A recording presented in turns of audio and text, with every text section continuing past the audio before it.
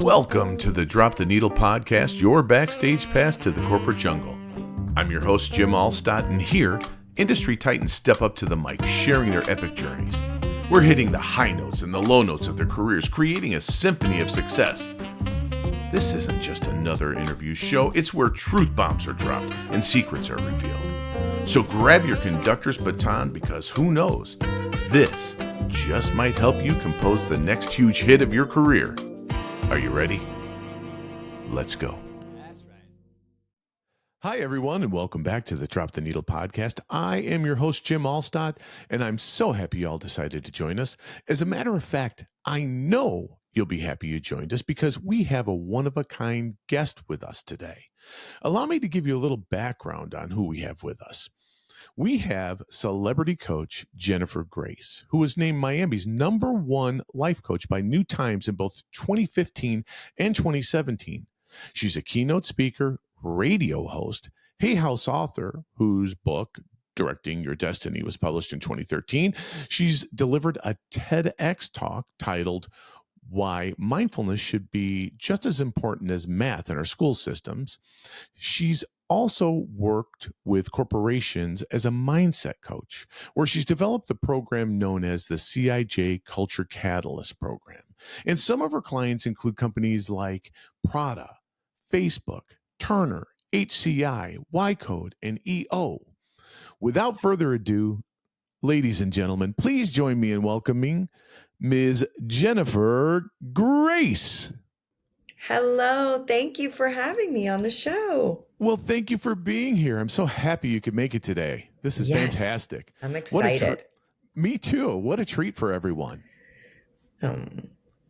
So I guess after the introduction, everybody has a real understanding of your background, what it is that you've been involved with. And one of the things that was left off of that list of accomplishments is friend. And I am so happy to call you a friend too. And that's what makes this so special for me today, is to have one of my close friends on, a mentor, and all of the wonderful accolades you could imagine coming through right now. And it's truly a joy. Well, it's my pleasure to be here. Thank you again. So in today's episode, we're going to be talking about creativity and the importance of creativity in business. Mm-hmm. And the definition of creativity, as I found, was creativity is the ability to make or otherwise bring into existence something new, whether a new solution to a problem, a new method or device, or a new artistic object or form. Mm-hmm. So I guess where I'd like to start with, as far as the questions are concerned, is what inspired you to create the CIJ Culture Catalyst program, and how does it aim to foster creativity in business? Well, I would say I recreated it, actually. Thank you.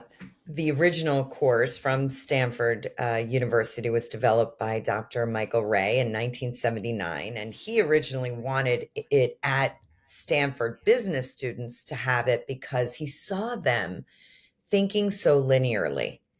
And he wanted to give them tools and processes for them to think out of the box and more creatively. Then this training was taken. It was given to 400 widows who had lost their spouses in 9/11. And they took the curriculum out of Stanford, gave it to the spouses of 9/11. And it was so transformative for them for other reasons. And then they just started having the training for regular folks like us. And when I came to the training, became certified, got certified in it, and then became the lead trainer, I was just really working with the general public. And it was almost like I wanted to go back to its intention of giving this to the business world. You know, it was called Creativity in Business at Stanford. So I was like, let's get this back into corporations, because I felt similarly as Dr. Michael Ray in the fact that I saw that people in corporations were experiencing a lot of burnout, losing their light, their life's purpose, not being fully expressed in their authenticity. And I just felt like we needed to regenerate this curriculum and get it back almost to where it belonged. Sure. Well, that makes sense. Of the full circle on that, Yeah. for sure. So, I know that I read that definition that was like a dictionary definition, but I'm curious how you would define creativity in the context of a business setting. And I know that we talked a little bit about the importance of it, but if you drill down a little bit more with the burnout and different things like that, it, why do you believe that it's so important now? Well, especially now, I think it's even more important with the different things that have disrupted various industries. So whether it's AI disruption, whether it was the pandemic Mm, disruption, where it's crypto disruption, whatever those disruptions are, and these new ways of doing things in life just kind of makes people freeze like deers in headlights. sure. And we're in a time that things are moving so quickly that we have to adapt and then reinvent. And if we don't have a muscle and we don't even identify with being creative beings, because we're reserving that for the artist, the actor, the dancer, the writer, and we're not thinking that Right. in a business sense, um, it's actually going to lead to more burnout and more stress.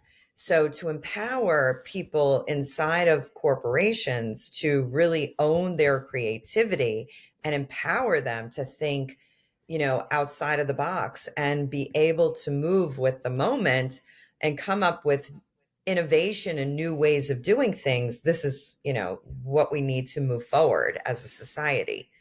So you see this really as a priority then in businesses, almost Certainly. preventative Absolutely. medicine, almost. Yeah, yeah, for so many reasons, like especially with the entrance of AI now, we're going to have to get really creative about how we can use it as a tool, how we can reinvent different departments and things that are happening in the world. I mean, especially in Hollywood, where I come Right. from, that's completely been turned on its head with AI, with the writing community, with graphic design, with web, with marketing. Anybody who's in marketing, it's completely reinventing that. So it's like, how do we meet the moment instead of getting upset about it? How can we use it Hmm. as a tool, but also make sure that authenticity stays intact? And we are still using our creativity and not just allowing this to take over. Sure. So then, how does a program, or I should say, how does this program help organizations identify and overcome those barriers to creativity and like risk aversion? Because we're talking about AI and other things that might be creeping in. Um, so that risk aversion could be losing out on that. It could be the bureaucracy, or it could be a lack of resources. How does that help the program? How does the program help in that regard? Well, I think one of the components is creativity, but the core of this program is to empower people to trust themselves Mm, and to turn out all the noise and to really go inward. And when you're working in a collective of people that are trusting themselves, respecting themselves, where they're letting go of judgment and expectations of others, not in the sense of a corporate, like you have an expectation to show up at work, but something starts to happen that is very organic and it has people work together in such a way where it creates group mind, group and flow, collaboration, right, right. collaboration. When people, take some of the masks off and go inward and really check in, like, who am I? What do I get to contribute? What is my vision with the mission of this company?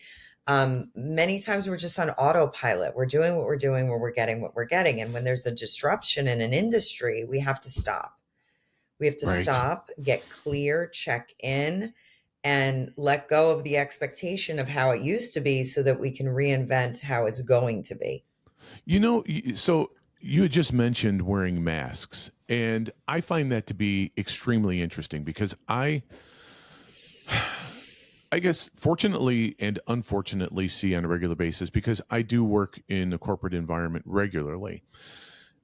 And not to call anybody out on the carpet or anything like that, but the next comment I'm going to make is genuine in that there are a lot of masks that are worn out there in the corporate world. Mm-hmm.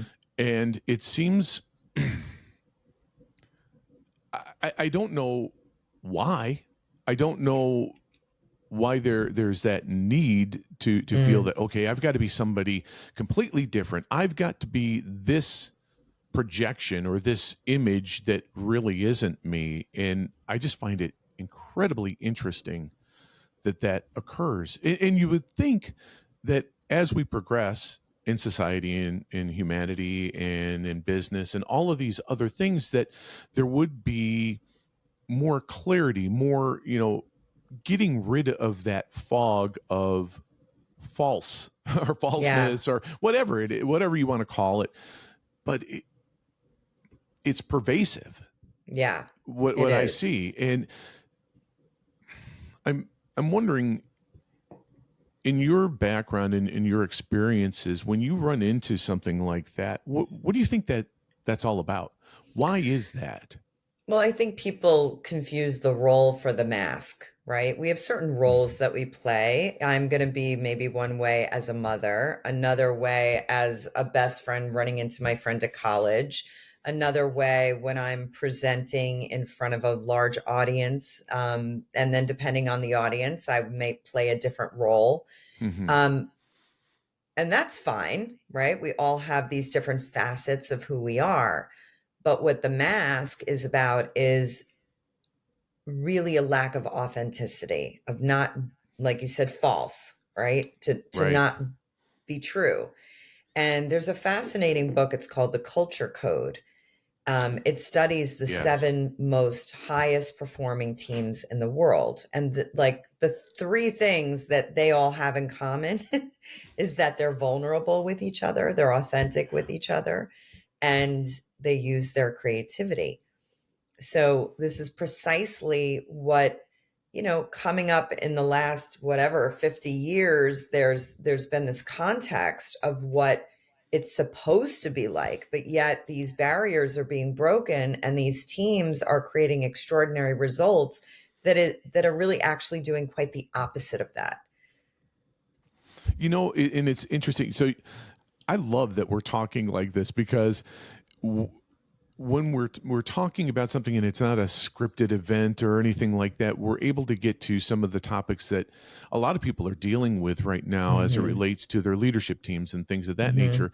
And I can tell you firsthand in one of my coaching sessions, because I also do corporate, well, I really specialize in corporate coaching, Mhm. but in one of the sessions for one of the companies that I'm working with in their leadership team, I was talking about what I view as being part of a well-rounded leader, and I'll use air quotes, good leader, is vulnerability. Mhm. And I think that we talked about the masks, and now we talk about vulnerability. I think there's a belief that you can't be vulnerable. You can't say, I'm sorry. You can't say, I fucked up. My bad. You can't say those things because it's viewed as a weakness, when I believe, and I know others believe, it's just the opposite. Mhm. You're human. There's a connection there that you can learn from and grow from. That is, if let's put it this way, if you don't show vulnerability and truth, I think you miss out on an opportunity for growth, not only for Absolutely. yourself, but also your team, Mhm. right? So, Absolutely.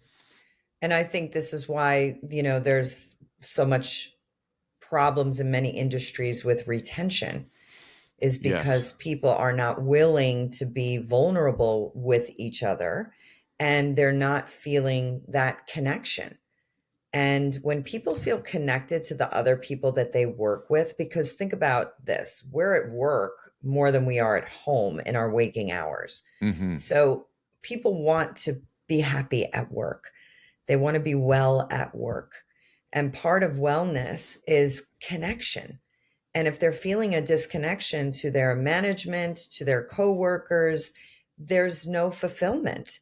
And so this is a core need of human beings is connection. It's one of the basic needs is to Right. feel that you belong and you're connected. And so we're missing the mark on this because somebody decided that everybody was supposed to be in a suit and tie and buttoned up and speaking a certain way. And, even let's go back to Mad Men, right? Like the way that it Right. was, Yes. Yes. the language Yeah. that we used, and Yeah. it was fake, it was all Right. fake. So what they're finding now is fake doesn't stand the test of time. Vulnerability, connection, that's how you build teams. So, Authenticity, like you said, that there yeah, too. Right. yeah. So, this is what's really needed, and it's what's required to change a corporate culture. We're not going into these companies just to work with the leadership, the C-suite. We're going Right. in and we're working with everybody from the sales staff down on the floor to the CEO at the top. Because if you don't have everybody in the same culture and languaging, it doesn't work. We're Right. even taking this into school systems, but we want the teachers, the administrators, the parents, and the students all to have this common way of beingness and languaging so that it can be this cohesive ecosystem. Right. It's like the Navy SEALs get this. They actually Yes. get this, Yes. The right? hive mentality. Yes. Exactly. The group mind, group Mm-hmm. flow. And so, besides the fact that they're now doing the things that we teach in the business course, meditation, mindfulness, they're putting their Navy SEALs into float tanks and putting in binaural beat meditation to accelerate the learning of the enemy language that they have to learn. Normally it takes 6 months. Now it takes 6 weeks. So they're doing all of these non-ordinary, states of consciousness practices in Right. order for them to actually connect. And when they go into enemy territory, they are able to not speak to one another. They literally move as one. So, these practices that we're bringing into corporations are being used with top executives at Google, with the entire Yes. company at Prada. They're being used with Navy SEALs. There's a great book called Stealing Fire Yes. that I'm Yes. quoting right now, speaking into this, and it's fascinating. So it's like, you know, creativity is all about getting into flow state. And how do you accelerate flow state? It's by practicing non ordinary states of consciousness, which Hmm. is precisely what we start to deliver in this curriculum. And it's very counterintuitive. Like, let's go out for a Right. bunch of drinks after work. Like, what if we went to a meditation Yeah. Let's go to so that yoga. we can be more connected? Right. Yeah.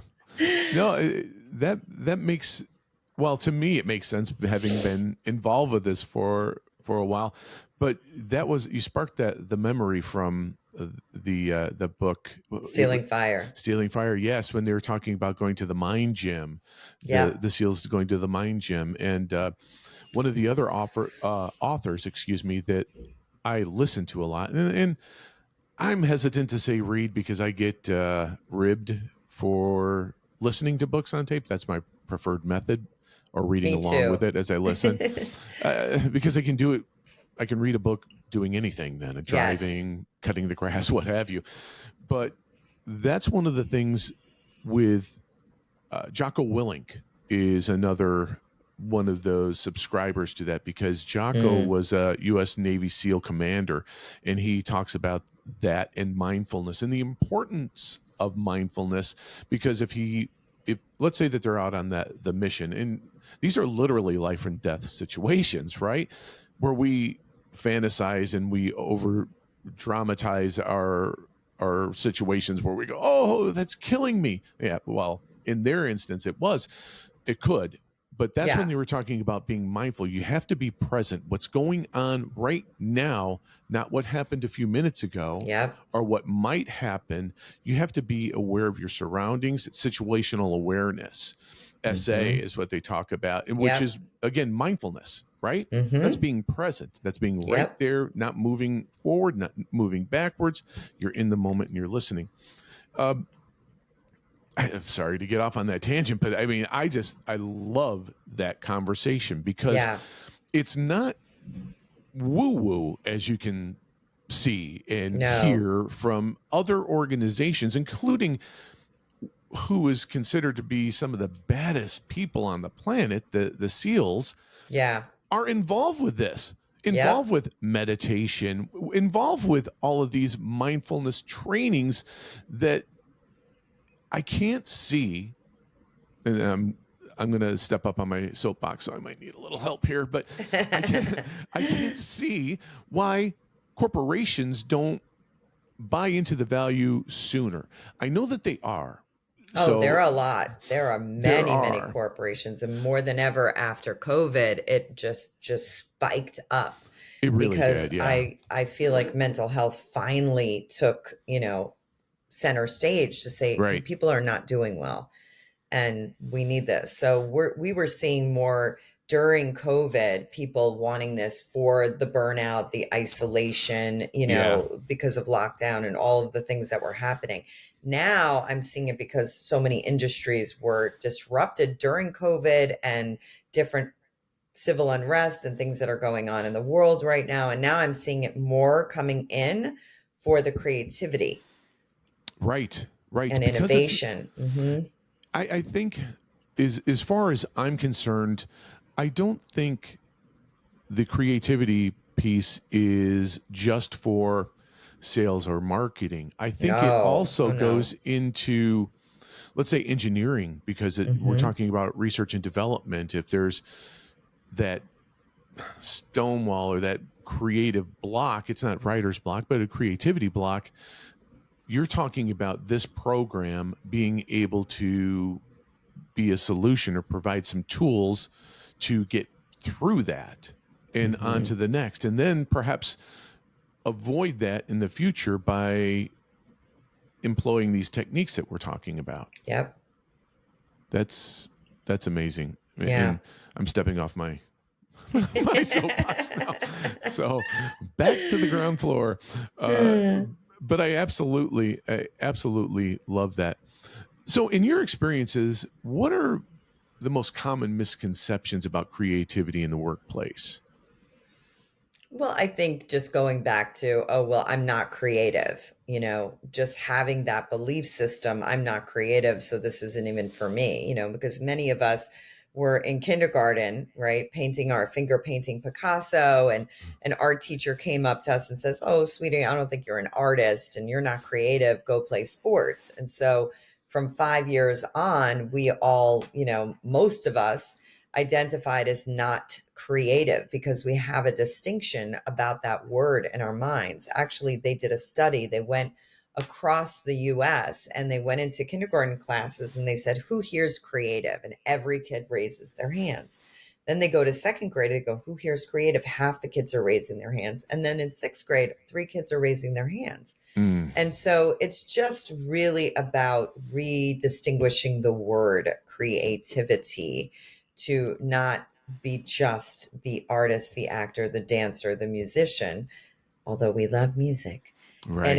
it's really about owning your creativity to bring forth something that was not there before, and to take your chocolate and your peanut butter, right? Your chocolate being your Right. business Right. and your peanut butter being your creativity, and put it together in a way that's different than anything else out there. We don't have to reinvent the wheel. Creativity is about taking two wheels that never had a baby and putting them together. And now it's a new, brand new wheel. Right. That's I So it's just about educating people on the context of what we're creating and what it could provide for a culture. So we were talking about the two wheels there, and I'm wondering or curious as to how the program encourages collaboration and cross-functional teamwork, which, as we know, is crucial for fostering creative ideas and solutions. How does that go into action? Well, it's not that we are going in and doing team building, which of course we do, but with this specific program, we are having them meet midweek to do peer to peer coaching. Mm-hmm. And so maybe the person, that's in the marketing department and the other person in HR never really talk to each other and get vulnerable together. And all of a sudden they're paired up midweek on a one-on-one where we provide questions that, have to do directly with the module that we're teaching that week. And suddenly they're opening up, the masks are coming off, they're able to get vulnerable, authentic with each other, um, and there's a bond created, there's a connection created. So through doing this work, they are meeting each other in such a way that's different than, hey, how's the weather, how are your kids, Right. passing, hey, how you doing, by the, in the Surface hallway. conversations, right? Right. It's actually meaningful conversation. And I think that that's where things really grow from that. Mm-hmm. Yes. When that occurs, that's when so many positive. I always say that's where the magic happens, right? And I would truly believe that. Yep. And they're supposed to be on a call for 30 minutes. And yeah, they can have it done in 30 minutes. And some people are busy and some people will stay on that call for hours and Right. create a connection and a friendship with somebody that they work with that they never said more than 2 words to. And the next thing you know, they want to collaborate and they've got ideas going and bring this to the team. And, they care about each other Right. because there's been a layer that's been removed. And now And they're that's excited successful. to go to work and they're happy Yeah. when they're there because they like the people genuinely who they're working with because they actually know who they are now. Right. Right. That's the authenticity piece again, which Mm-hmm. is just so important. Yep. You know, in today's world, and I think as far as the economy is concerned, everybody's always looking for ROI, which I have to say, I'll be perfectly honest, I hate that acronym. I absolutely ROI, because it's Yeah. always associated with dollars and cents. Sure. When ROI, just like creativity, just like success, just like healthy, just like so many other words, are relative and it's based on your perception or perspective. However, we do know that in business, the bottom line is oftentimes king. So, with the CIJ Culture Catalyst program, how have you seen when you deliver these programs that businesses are able to measure or track the impact from that? So we don't go in with an ROI conversation. It does happen on the back end. I think it's a promise that can't always be completely measured and Mm. delivered. What we're really going in there is as soft skills. It's Aha. not that we're Yeah. going in to do business coaching. It's Right. not that we're going to go and, fix all their financial problems. Right. We're Right. going in there to give the soft skills that will then translate to increase the bottom line. Um, how do they measure that? Well, it's not completely measurable because there's so many variables that are happening in any given Mm-hmm. time at a company. I do know that when we came into Prada, and it was during lockdown, and all of the sales team in East Coast and West Coast that were in our classes came back into the stores. And can you imagine how much fear and trepidation they had, Oh, because it was yeah. also during the civil unrest where the stores, the luxury brands, were being broken into and Right. vandalized. Right. So between COVID happening, all of that, they didn't know what they were going to be walking into.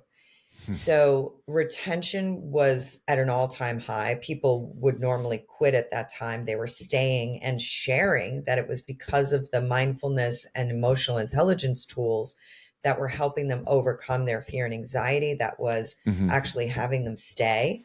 And also their sales increased 82%. Holy cow. I was going to stop and say just the retention piece was measurable, right? I mean, Yeah. because that's Yes. huge Now, in is and of that a itself. direct just to the course? I think the course was a part of that, Sure. but there's no coincidence, I don't think. No, I would have to say that it's more than coincidental that Mm-hmm. those things occur, Mm-hmm. because in I know that some of these questions I know the answers to, so just so everybody knows that in full Transparency. transparency, I know the answer to these As a questions. trainer of the Culture Catalyst, Right. Jim, which you are, Yes. Yes, and a I good one at am. that, one of my Thank you. best. Thank you. Thank you. I just do. Well, I feel it's important for other people to hear it from the person, and I say the creator, so I should rephrase that. Somebody The lead who train the the trainer. lead train the trainer, and somebody who has recreated the program into the Culture Catalyst. I think it's important to hear from that perspective, because then it's not just me drinking Sure. the Kool-Aid and offering it to everyone else. Yeah. But the thing that I have found is through doing these courses, I have found that communications open. There's less closed off communications. There is more camaraderie, more teamwork, more buy-in, and more flow, because the whole mentality of we're working as one, it happens more frequently, and that is measurable as somebody from the outside looking in. Yep. And I think it is very similar to when somebody's losing weight and they have a partner at home, right? You don't necessarily, that partner doesn't notice it as dramatically as somebody who didn't see it, Sure. 2 months, later, type of deal. When you look at that person and go, oh my gosh, you lost 20, it looks like you lost Right. 20 or 30 pounds. Right. But when you're inside of it, you're going, maybe it didn't. But as an outsider coming back to those companies 2 months, 3 months, 6 months, a year later, to see the way that people just interact with one another and the successes and Yeah. the ability to trust is another thing. Because with that and that openness and the transparency and the authenticity, people have an understanding then that that person's not my adversary, they're my teammate. Sure. Which, and you did hit, it's not necessarily team building. I think team building is a byproduct of the Absolutely. coursework, Yes. but it is Distinct from amazing. going and getting on a ropes course together. Yes, exactly. Which, no, thank you. That's a broken bone waiting to happen with me. Yeah. But it is a wonderful thing, and I know from my perspective to see it, it's very satisfying. Mm-hmm. And it's not until somebody actually goes back and does some sort of measurement, whether it be Yeah. sales volume or it could be retention, where they had a particular group that was a turnover rate of 34%. Yeah. 46%. There's some of the industries out there that have turnover at that type of retail is one, but manufacturing is another. And one of the companies that I've worked with in going through the program, we have found that the turnover rate went from 42% down to 7. 42 to 7. That's amazing. Yeah. Well, it's obviously there's buy-in, right? There's buy-in across the board, and there has to be, like you had mentioned, in the schools where everybody has the same vocabulary. Yep. Everybody knows what the other person's saying. And then when the new person comes into the organization, which is inevitable at some point in time, then they're I hate to say indoctrinated, but they are immersed into that immediately. And it is a culture. I guess there's Sure. no mistake or accident that it is called the culture catalyst, because it is a catalyst to change. And change can be a bad word to some, and it can be thrilling to others. And when somebody, it's like, this is for like everything else. You get out of it what you put into it. Yep. Right. And if you put a lot into it, you get a lot out of it. And I always tell people, because they'll call, and I'm always open to that when somebody is on the fence as to whether or not they should take the course. They'll call and say, well, what do you think about this? Yeah. Well, I've got no vested interest in somebody taking the course. And I tell them that you will get out an exponential return from what you put in. And I truly, truly mean that. Yeah. So, leave your fear at the doorstep. Yep. Leave all of those preconceived notions at the doorstep, because if you have all of these things in here, there's no room for anything new. Right. If you're filled with all the old, there's no room for the new. Yeah. And this is new. It's not new in an age sense of measurement, but it is. Yeah. It's new in a philosophy, or maybe a rebirth is probably more accurate. I think there's probably some of that going on years and years and years ago.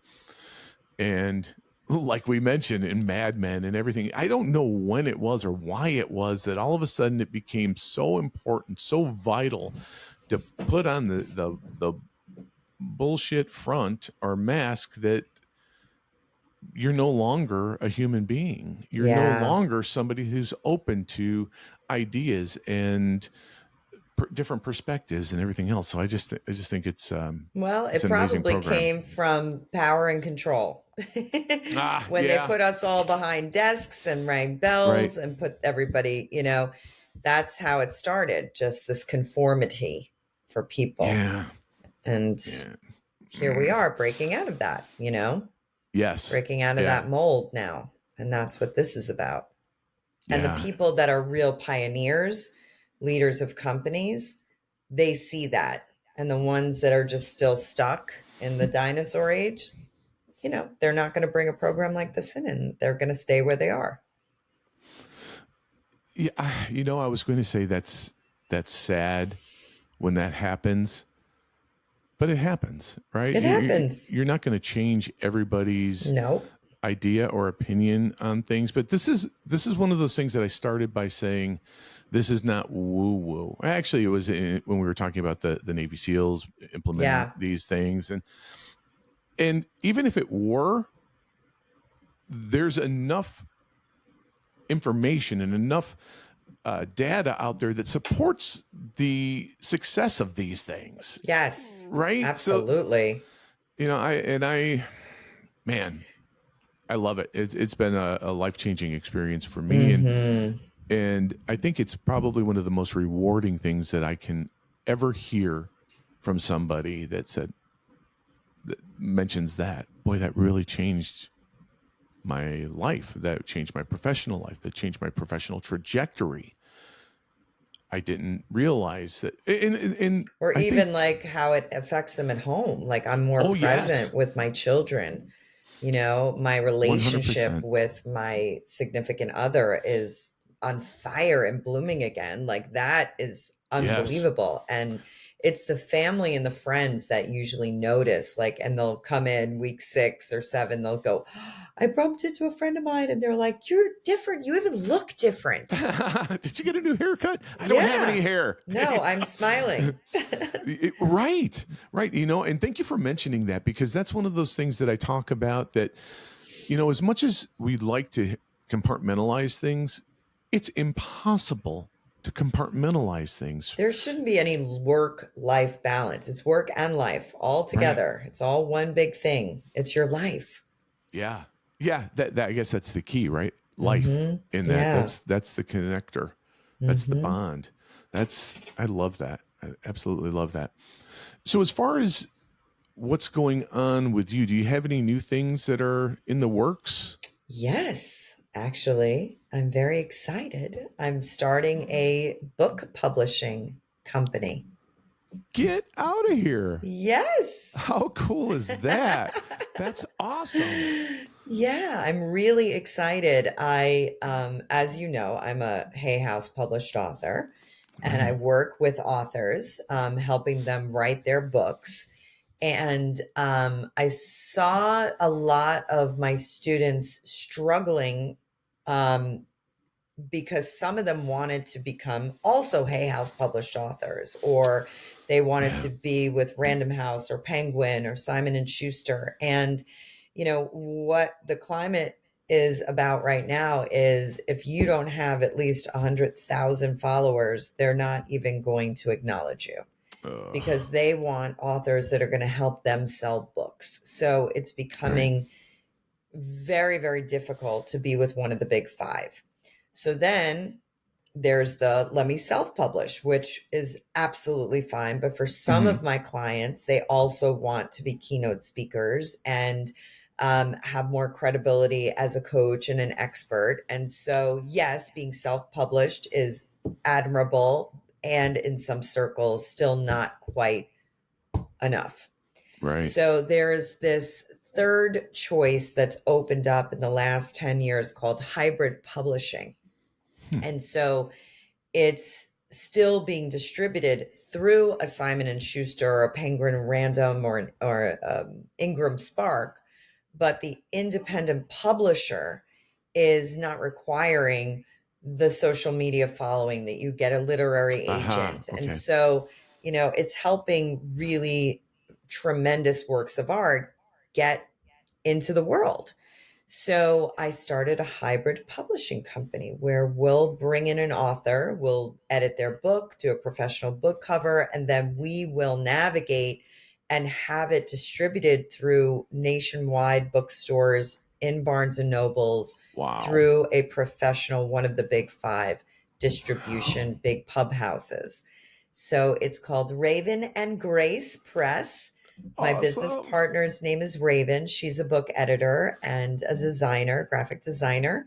Wow. And so, yeah, and I will be on, I have a beautiful community that all wants to come in and publish their books. And then she can make them beautiful and edited well and formatted. And then we'll get them out and amplify their voices. That is amazing. I had no idea that knocked me off my chair when you said that is so cool. I I mean, that is so know. cool. I'm And really excited. I love that. So here's the thing that I will also say about Jen, because she probably won't say it about herself. She gives back so much. And I'm not talking necessarily writing a check, although she does do that too. But I'm talking about making it possible for other people to carve their niche or make Yeah. their way in the world and actually fulfill some of their dreams, because this is obviously a dream of some people, is to be a published author. Yes. And my God, you have you do that in so many different ways, and it is just heartwarming to me to hear Mm, that. I mean that. I mean, I absolutely love that. thank you. And you do it, and I'm sure you don't realize that. I mean, how could you? Because you're not looking for somebody to say, "Hey, wasn't that nice of me to do that? I'm so Yeah, nice." no. I mean, that's not who you are, but that is who you are. That is who Yeah. that you are. Yeah, I Somebody want everybody that to makes room. shine. There's room for E- all of us to shine. There's Exactly. enough glow to go around. I love that. Yeah, and that is so true. I mean, Yeah. even from uh, podcasting. I mean, for me, it was something that I had wanted to do for a number of years, and for whatever reason, just didn't. And then hopped in the Catalyst class for Yep. podcasts and did that. And I guess it's no it wasn't by accident, right? I mean, I was involved with the CIJ Clarity Catalyst, and I was like, Yep. gosh, I found that to be incredibly awakening. There was an Yeah. awakening that happened Yes. in me when I took that, and then it was like, oh, you have something for business. I should take that. So then I did that, and then from that there's a number of offshoots, which is absolutely amazing. And I'm fairly confident you've got probably the most recent offerings on your website, the jennifergrace.com Yep. website. Are there? Mm-hmm. Okay. Yep. Yeah. And then And we'll have up there too shortly. The Raven and Grace website will be going live, but I think in the next few days there'll also be a button that says submissions. oh, And wow. so we're Cool. going to be taking submissions also for collective books, because there are also some of my clients that, they're doing lots of other things and Mm-hmm. they just don't have time to finish their entire 50,000 word book. So we're going to be Right. doing book collections where each author will write one chapter. And this way Ooh. they can be a published author. They can get part of their book out into the world, get the credibility as, to be a part of this project, and at least have that to their a credit. How cool is So that? our first book is called Heal to Lead. And it's all about how people have turned, their own personal wounds into wisdom, and now are stepping into their role as a You leader. are the queen of catchphrases. Oh my Aren't I? God.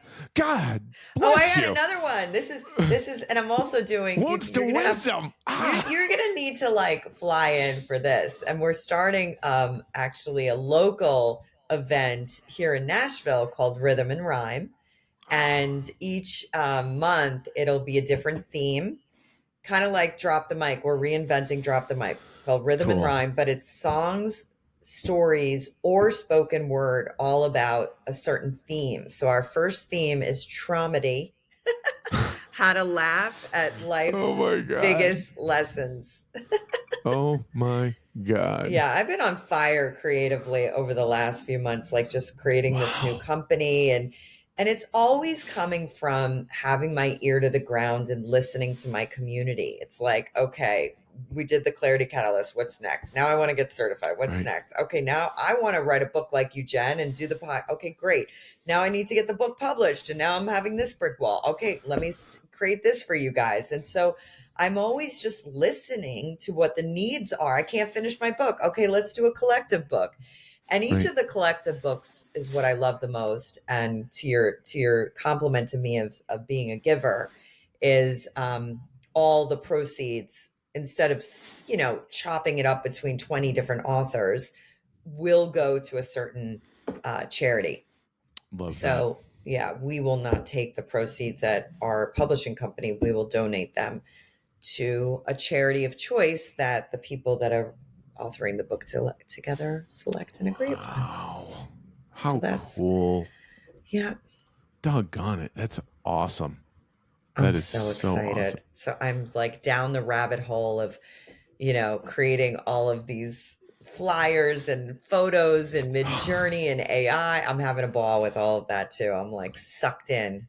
I It's so bet. fun. Talk about rabbit hole. Yeah, you could definitely spend some time Yes. doing that, right? Mm-hmm. Yeah. Holy cow. Mid-Journey is amazing. You're able to basically take an image that you have in your mind. And I was doing it for Rhythm and Rhyme. I'm like, I want a stage with a brick wall with a guitar and a mic center, and then a sign that says Rhythm and Rhyme. And it created it for me, Jim. Wow. Yeah. It's crazy. Wow. How In a cool. speakeasy vibe that looks like it's in Nashville. So I give it the prompt and then boom, it's up. I'm actually going to be creating a training for all of the trainers to teach them how to do this. I love that. That's sign me up. That's awesome. It'll be free. That's awesome. I love that. Well, I mean, there you go again. There you go again. Just giving your stuff away. Well, I just feel so abundant, and so I feel abundant. I work with really big companies, and I've created this life that I pinch myself every morning Oh my going, I can't goodness. believe that I get to do what I love. And so when it comes to my students and my community, as much as I can give, I do. That's wonderful. And Yeah. I know that to be true. So that's so cool. I know that we're down to the last couple Yep. of minutes here for you. I was wondering, can we talk a little bit about some of the music things? Are Oh, you cool with yeah. that? Okay, fantastic. Absolutely. So, as part of the show, we always talk at some point or another. We talk about some music, and one of the questions that I love to ask is, what was the first song you fell in love with from the radio? You sent me that question, and I was like, really? I couldn't remember what the first one on the radio, but I do remember having my headphones on, and my mother would put on Free to Be You and Me. It was an album from the 70s, and I would just dance around the living room with wild abandon to that album for hours. And my mother Why was does that like, not instead of surprise me? sticking me in front of Sesame Street, she would put the headphones on, and I would dance to Free to Be You and Me. That is So now fantastic. I'm aging myself here. You know, I had asked that question to all of the guests so far, and then I started to think about it for myself, and I was like, going, "What was that song?" And I mean, like some of them were You know what? ridiculous. I just remembered what it was. I have a distinct memory, Jim, of being in the car and listening to Crocodile Rock by Oh my Elton god! John. That was my first favorite radio song. Ooh, I that's really awesome. just had a flash of that. Yes. Crocodile Rock. I love I that. remember when rock was young. Oh yeah. So I could tell you this little side story really quickly. I got my first album. I liked a song from Black Sabbath called Iron Man. I was like, oh, that's really cool. That's really cool. I bought the album, and when I opened up the album, the inside cover scared the shit out of me, and I didn't like it, and I returned it, and that's when you could return Uh-huh. albums. Yes, that's And I got funny. Elton John's Greatest Hits. It was my very first album Yes. that I kept, and yes, so Yep. there So you I have must it. be right with the timing. Yep. There you go. There you go. So, did you have a song that your family would sing along if you guys went on road trips or anything like that? I don't recall a lot of road tripping. We were an airplane family for Okay. sure. But we would fly to Disney World a lot. That was and Puerto Rico. But my father and my mother were both piano players, and Oh, my dad and I used to sing all the Barry Manilow songs. And the one I remember the most singing out loud is "Oh Mandy," and you came, all right. came without taking. And And we I used to need you belt it. today, oh Yep. Mandy. You have a way better voice than me. Oh my gosh. Oh my gosh.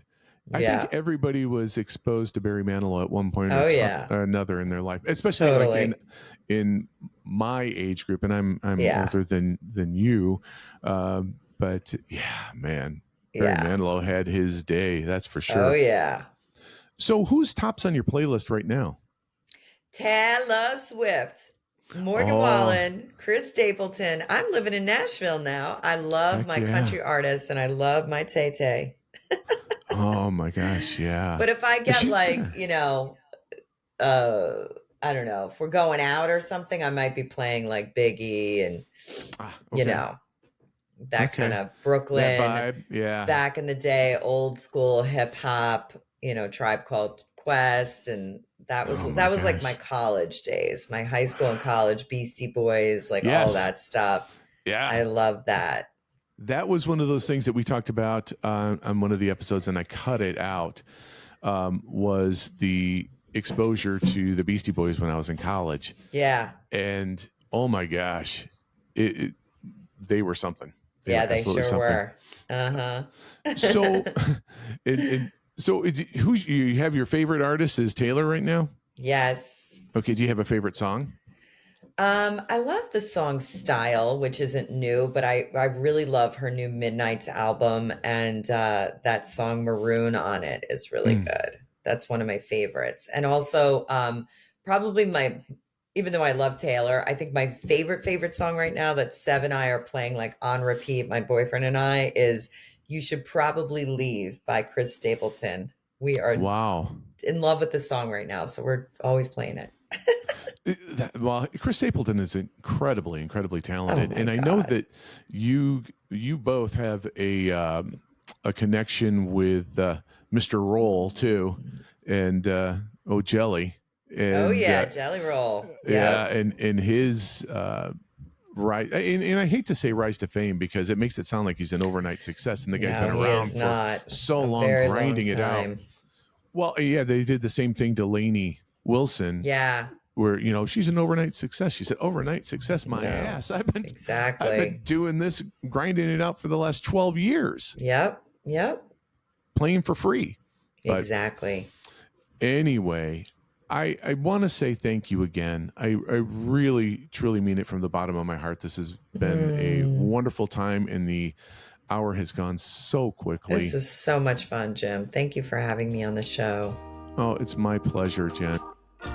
All right, it's just about that time to cue the music for today's episode. Don't forget to like, comment, and subscribe to the Drop the Needle podcast to stay up to date on our latest episodes.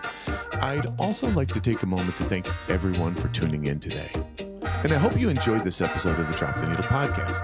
A big thanks to our very special guest, Jennifer Grace, for joining us today. And I invite you to visit www.jennifergrace.com to explore the multitude of offerings Jennifer has for all of you. Plus, head on over to our show notes where there's a link to the episode playlist.